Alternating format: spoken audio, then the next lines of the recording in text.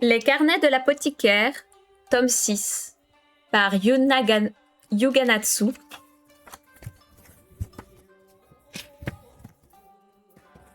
Prologue.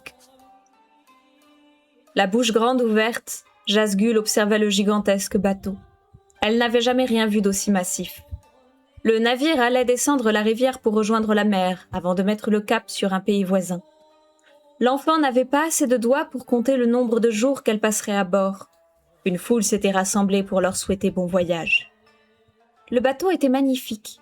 Jamais elle n'aurait cru avoir la chance de naviguer sur un tel vaisseau. Originaire d'un milieu défavorisé, elle n'avait reçu de ses parents que son nom et de maigres repas. Loin de la choyer, il l'avait vendue en tant qu'esclave. Jasgul était muette. Elle entendait, mais, pour une raison inexplicable, aucun son n'était sorti de sa bouche depuis sa naissance. La fillette était capable de travailler, bien qu'elle soit un peu moins efficace que d'autres. Sa famille n'avait cependant pas les moyens de s'occuper d'elle.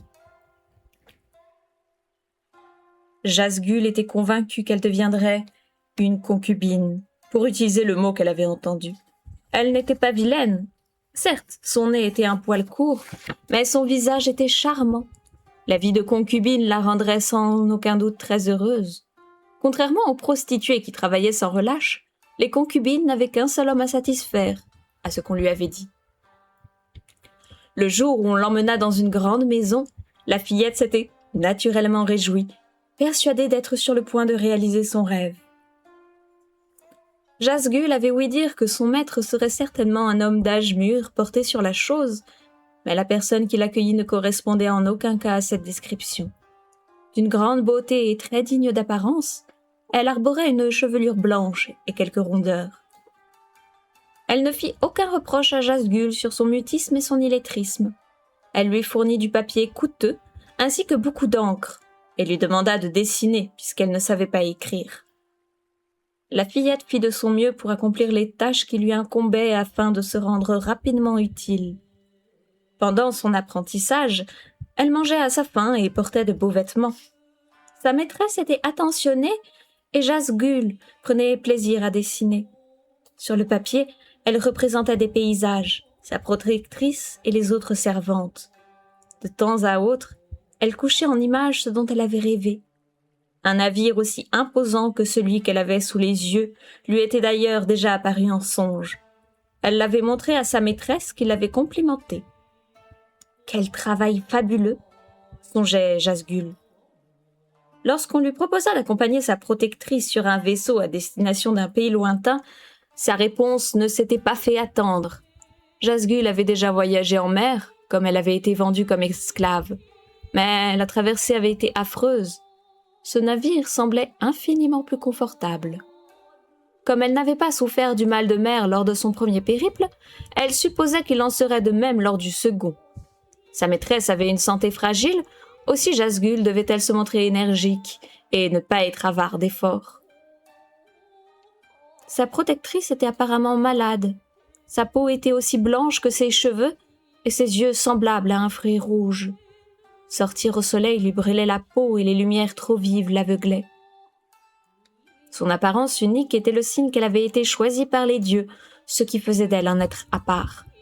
La maîtresse de Jasgul ne se sentait pas le moins du monde accommodée par ses particularités physiques. La fillette éprouvait un soupçon d'envie, et sa protectrice, comme si elle avait lu dans ses pensées, lui avait doucement caressé la gorge en lui disant « Toi aussi tu es spécial. Tu possèdes quelque chose d'encore plus spécial qu'une voix. » Ces paroles avaient empli de joie le cœur de l'enfant. Sa maîtresse jouissait d'un statut très élevé, d'un rang comparable à celui du roi. Que poussait une personne aussi éminente à partir aussi loin ? Pour le travail, lui avait-on dit. Cette femme avait la particularité de pouvoir accomplir des choses hors de portée de leur souverain. Fort cultivée, elle servait de tutrice à Jasgul dans de nombreux domaines. Les autres servantes lançaient parfois des regards désapprobateurs à la fillette lorsqu'elle passait trop de temps avec leur maîtresse.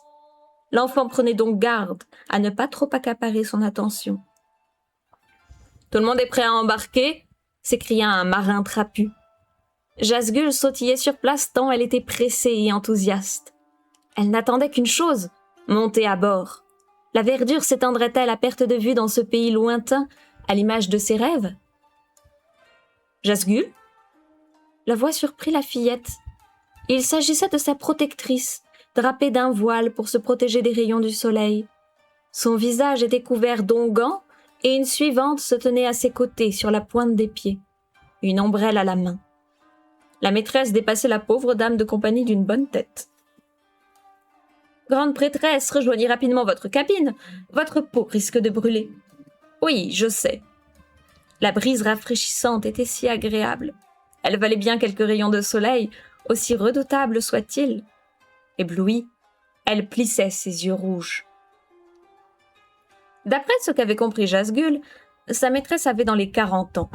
Dans le village natal de la fillette, où peu avaient la chance de vivre une longue vie, il n'était pas rare d'être déjà grands-parents à cet âge.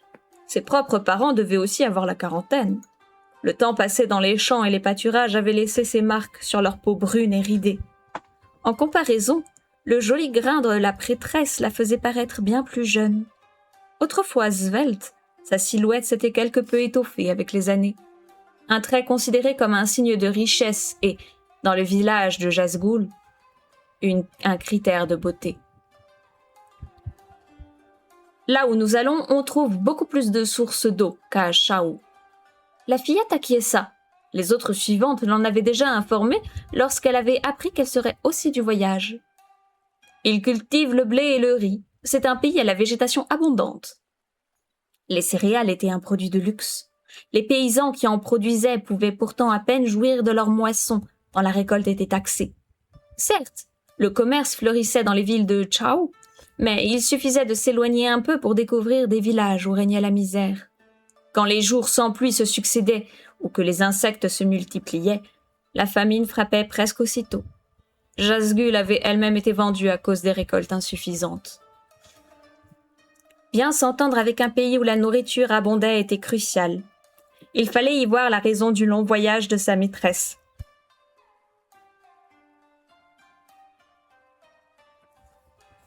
Les habitants de cette nation étrangère parlaient une autre langue, mais cet élément n'avait que peu d'importance pour Jasgul, de toute façon muette.